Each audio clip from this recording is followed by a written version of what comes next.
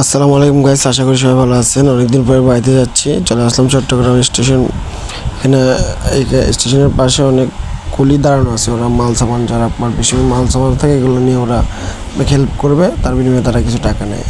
স্টেশনের ভিতরে যখন ঢুকে গেলাম, পরিবেশটা দেখে আমার কাছে অনেক ভালো লাগলো। একদম নীরব, একদম চারিদিকে অনেক কোল সিকিউরিটি ব্যবস্থা ভালো ছিল, চেক করে সবাইকে ঢুকাচ্ছে।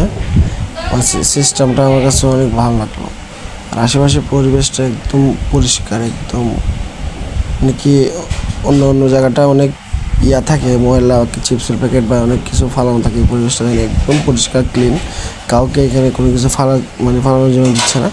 তারপরে প্ল্যাটফর্ম থেকে বেরিয়ে আমি যখন আসলাম স্টেশনে আমার রেলের উদ্দেশ্যে, আমার গাড়ি দাঁড়ানো আছে যে আমি এটা চট্টগ্রামের সবচেয়ে শেষ একটা অবস্থান।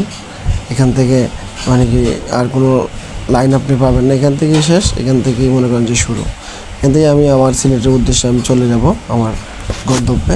কিন্তু হাতে যখন অনেক সময় ছিল, তার জন্য একটু আশেপাশের চারিদিকটা একটু ভালো করে ভিডিও করে নিলাম।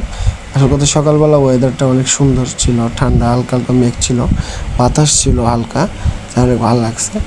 আস্তে আস্তে আমার গাড়ির পাশে যে আমার যে বগি নাম্বার যেখানে আছে সেখানে যাওয়ার জন্য আমি হাঁটতেছি, কারণ এটা অনেক বড় একটা স্টেশন, হাঁটতে সময় লাগে। আর যে প্ল্যাটফর্মটা আপনি বুঝতে পারবেন যে কখন আপনি যখন অ্যানাউন্সমেন্ট করবে তখন বুঝতে পারবেন যে আপনার গাড়িটা কয় নম্বর প্ল্যাটফর্মে দাঁড়ানো আছে। ঠিক আছে, আপনারা যারা ট্রাভেল করেন তারা অবশ্যই ভালোভাবে নির্দিষ্টভাবে আপনি মানে কি শুনবেন, শোনার পরে যে কোন প্ল্যাটফর্মে আপনার গাড়িটা দাঁড়ানো আছে। না হলে কিন্তু আপনি ধরা খাবেন, কোন একদিক দিয়ে গেলে অন্য দিক দিয়ে আসতে অনেক সময় লাগে।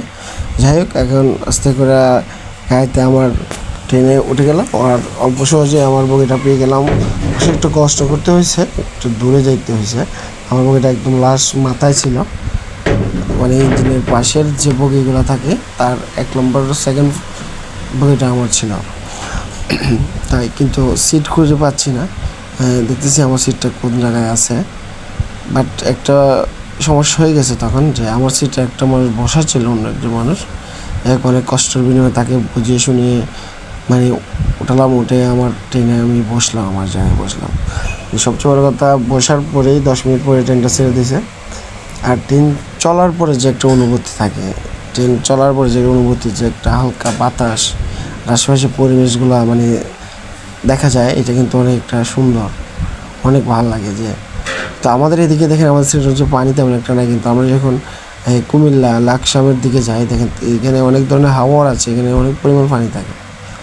ফাইনালি সবাইকে ধন্যবাদ, আমার ভিডিও সবাই শেয়ার করে দিন। ফাইনালি আমি চলে এসেছি আমার গন্তব্যে, সবাই দোয়া করবেন আমার জন্য, আর ভিডিওটা বেশি বেশি শেয়ার করে সবার কাছে পৌঁছে দেবেন ইনশাল্লাহ। আশা করি সবাই ভালো থাকবেন।